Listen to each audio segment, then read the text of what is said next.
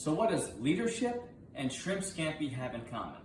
Today I'm going to talk about two very common types of leadership, and I'm going to show you how to make LeaderSHRIMP Scampi. This is Business Cooking 101.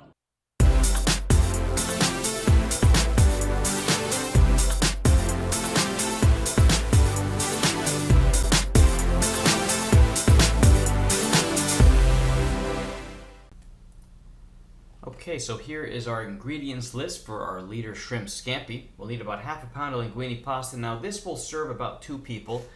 18 to 20 medium-sized peeled and deveined shrimp, about half a lemon, 1 full shallot that you'll see that I finely chop along with 4 to 5 garlic cloves, a little bit of sherry wine, some butter, some fresh chopped parsley, it's optional, and some extra virgin olive oil. So I want to talk about leadership. And I've kind of used a roadmap to illustrate what leadership is, at least to me. It's a process, it's a journey. It's not something that happens overnight or something where you flick a switch and then all of a sudden you become a great leader. And so I'm going to try to explain what this process looks like in 5 minutes or less. So let's start with a definition. What is leadership? What do we mean when we talk about leadership? Well, simply, leadership is the process in which an individual attempts to exert some level of influence over other people. A leader who is able to inspire them, to drive their behavior, to motivate them, to help them and direct their goals in order to achieve either a group or some kind of an organizational goal in the context of business. Oftentimes we see leaders and managers used synonymously, and we know that managers are not leaders necessarily. Not every manager is a leader. Managers help deal with the day-to-day operations. Leaders typically are credited with seeing the long-term vision, the strategy of the overall company. And I think a fantastic show that really illustrates the difference between how a manager can become a leader is The Office. We see Michael Scott, season 1, a bumbling, moronic manager, the type of manager you pray you never get. But as the series progresses, what do we see? We see his character develop into a really strong leader.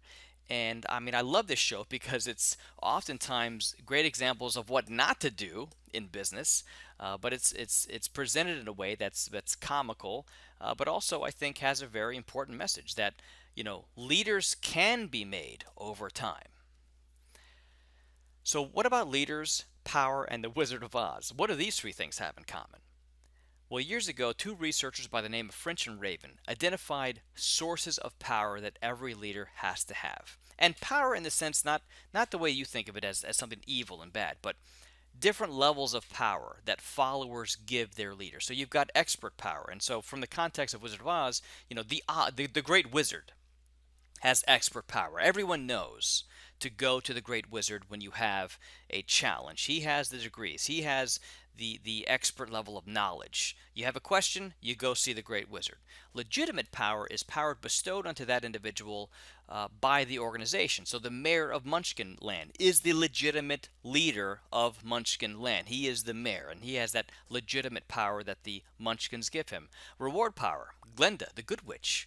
Right? I mean, I always associate her with doing nice things, and I'm going to give you nice things, right, if you follow my lead. Then you have coercive power. These are leaders that use this source of power to lead through fear and coercion. So who am I going to show you now? Very good, right? The Wicked Witch.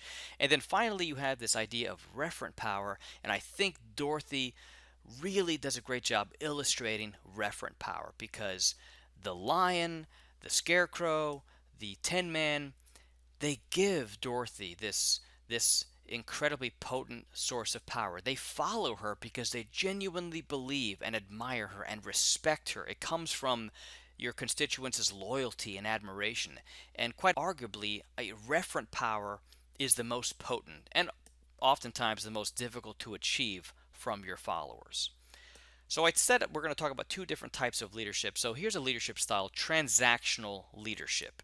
This is your very basic kind of run-of-the-mill carrot and stick approach where I'm going to lead you by focusing your behavior and activities to achieve a task. And when you achieve that task, I'm going to give you a reward. Now, if you do not achieve that task, then I am going to give you the stick. In this case, it's a Negan baseball bat with a nail sticking out of it. So transactional leadership is good when you want compliance. If you do this, you will receive that. If you don't do this, you'll receive this other unpleasant thing.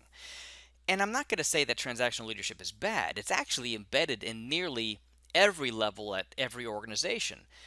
The problem is, if you only lead through transactions, by making a transaction, you will never achieve anything greater than compliance. So this is good when you want compliance, okay? But if you want something greater, you might have to use a different tool on your tool belt. What's interesting about transactional leadership is it really focuses on self-interest. Now, transformational leadership is very different because look at the word, transform. What do you think is happening in the title alone? We want to transform our followers into believing that their role in the organization is absolutely crucial. Their performance helps us move the needle. We do that by providing feedback to the worker. We do that by providing praise when it's appropriate. And really the goal here is to try to get our constituents to see that they are working for the good of the organization, not just themselves. And this is a hard sell. I'm trying to sell people on the vision of the organization, of how good things can be. And typically we see charisma as a trait that's associated with the transformational leader. The charismatic leader is one who is incredibly self-confident, who's very enthusiastic, who knows how to share and clearly communicate at every level his or her vision of how good things can be at the company. All right, so back to the shrimp scampi. Get your pasta going first. This always takes the longest. About 10 minutes to boil the water and about 10 minutes to cook the pasta. And I like to pre-salt the water before I drop my pasta in. It'll actually make the water boil hotter. In a separate pan, a non-stick pan, crank your oven up to about medium-high or high heat. Maybe 2 tablespoons of extra virgin olive oil. You see me slowly laying in my shrimp one side down. I'm going to cook these shrimp maybe no more than 30 or 45 seconds on one side before I flip them. Now, the thing that you need to know about shrimp, it's so easy to overcook these things, okay? But you also want to make sure that they're fully cooked because eating a raw shrimp that's not good is not going to be very pleasant. So I'm going to throw a little bit of black pepper on this, and I might give the pan a slight shake, and eventually what I'll do is I will go in there with my fingers or a wooden spoon, and I will actually turn those shrimps over to make sure the other side get cooked just to where it kind of turns a bit translucent and a little bit pink. You can kind of see it starting to go a little bit pink here. Now, even cooking them on the other side for about 30 seconds probably is not going to be enough. So these are not safe to eat right now. But I want to get the shrimp at least started, and you'll see that once I cook them for a little bit, I'm going to transfer all of those shrimps to a separate plate and put the plate on the side. And then I'm going to use the same pan to actually make the sauce. So the sauce will not take very long at all to do that. All right, so I'm transferring the shrimp over. Again, these are not ready to eat. Would not eat these yet. And I'm going to use the same saute pan. It's still hot. Add a little bit more extra virgin olive oil. Throw in your finely chopped shallots. Let those cook. You want those to be a bit translucent before you throw in the garlic. And maybe let these go for about, a minute or 2 minutes before you throw in the garlic. Okay, fast forward here. Now we're going to add our fresh garlic. We're going to let that finely chopped garlic go for about another 30 seconds. Another splash of extra virgin olive oil. If it looks a bit dry, let this go. Now the thing with garlic is you don't want it to turn brown. I'm going to saute this garlic until it turns like a light golden color. Then I'll add in my sherry wine.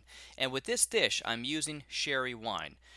Yes, you can use white wine. I like to use white wine for piccata.